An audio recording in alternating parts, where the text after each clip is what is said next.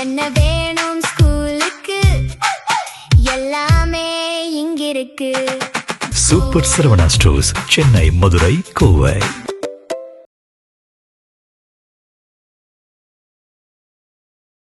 தமிழக அரசியல்ல நாளுக்கு நாள் பரபரப்புக்கு பஞ்சம் இல்லாமல் தான் நகர்ந்து கொண்டிருக்கிறது. அந்த வகையில கலைஞர் கருணாநிதி குடும்பத்தை சேர்ந்த ஒரு முக்கிய பெண் பிரபலம் தமிழக வெற்றி கழகத்துல இணைய போவதாக பரவி வரக்கூடிய செய்தி மிகுந்த பரபரப்பை ஏற்படுத்தியுள்ளது.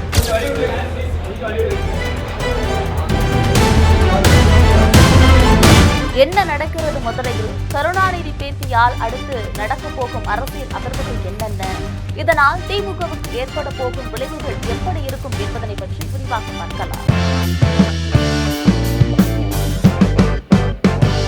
தமிழகத்துல 12வது முதலமைச்சராக ஜோசப் விஜய் பதவியேற்பு விழாவில் திமுகவின் முன்னாள் தென்மண்டல அமைப்பாளர் அழகிரியின் மகளாக இருக்கக்கூடிய கயல்விழி கலந்து கொண்டாங்க. மறைந்த முன்னாள் திமுக தலைவரும் முதல்வருமான கருணாநிதியின் குடும்பத்திலிருந்து ஒருவர் வந்து கலந்து கொண்டது பரபரப்பாக பேசப்பட்டது. இந்த நிலையில அடுத்த கட்டமாக கயல்விழி விரைவில் தாவைக்கவில் இணைய போவதாகவும் கூறப்படுகிறது. தாவைக்கவின் வளர்ச்சி பணிகளிலும் தமிழக மக்களுக்கான சமூக நீதி பணிகளிலும் தன்னுடைய முழுமையான பங்களிப்பை வழங்கப் போவதாக கயல்விழி உறுதி தந்துள்ளதாகவும் தகவல்கள் வலம் வருகின்றன. அதிலும் உள்ளாட்சி தேர்தலை கருத்தில் கொண்டு கயல்விழி தீவிரமாக செயல்படுவதாகவும், குறிப்பாக மதுரை மாநகராட்சியின் மேயர் பதவியை அவர் குறிவைத்திருப்பதாகவும் அரசியல் வட்டாரத்துல பரபரப்பாக பேசப்படுது.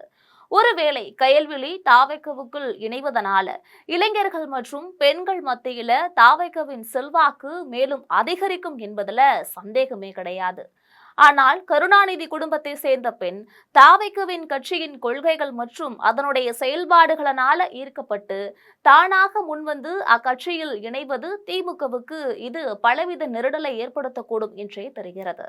இதற்கு காரணம் கலைஞர் இருந்தவரை அழகிரியின் கோட்டையாக மதுரை இருந்துச்சு. அதன் பிறகு அழகிரியின் ஆதரவாளர்கள் பலர் ஸ்டாலின் பக்கம் திரும்பிட்டாங்க. எனினும் அழகிரியை மீண்டும் கட்சியில் இணைத்திருந்தால் திமுக இவ்வளவு பலவீனமடைந்திருக்காது என்ற அதிருப்தி கடந்த 5 வருட காலத்திற்கும் மேலாக நிலவி வருவதையும் நாம் மறுக்க முடியாது. கயல்விழி தாவைக்கவில் இணைவதாக சொல்லப்படுவது குறித்து ஒரு சில திமுக நிர்வாகிகளிடம் கேட்டபொழுது அவர்கள் சொன்னது என்னவென்றால், தென் மண்டலத்தின் அதிகார மையமாக திகழ்ந்த அழகிரியிடம் மதுரையை முழுமையாக ஒப்படைத்திருந்தோம் அப்படின்னா கூட்டணிக்கு தொகுதிகளை விட்டுக் கொடுக்க வேண்டிய அவசியம் ஒருபோதும் இருந்திருக்காது. திமுக தலைவர் ஸ்டாலினும் தென் மாவட்டங்கள் குறித்து பதற்றமின்றி இருந்திருக்கலாம். இந்த நிலையில தொடர்ந்து அழகிரிக்கு திமுகவுல ஏற்பட்ட இந்த அதிருப்தி காரணமாகவே தற்போது கயல்விழி தாவைக்கவின் பக்கம் நகர்ந்து திமுக தலைமைக்கு தன்னுடைய அரசியல் செல்வாக்கின் மூலம் சவாலை விடுக்க திட்டமிட்டிருக்கலாம் என்கிறார்கள்.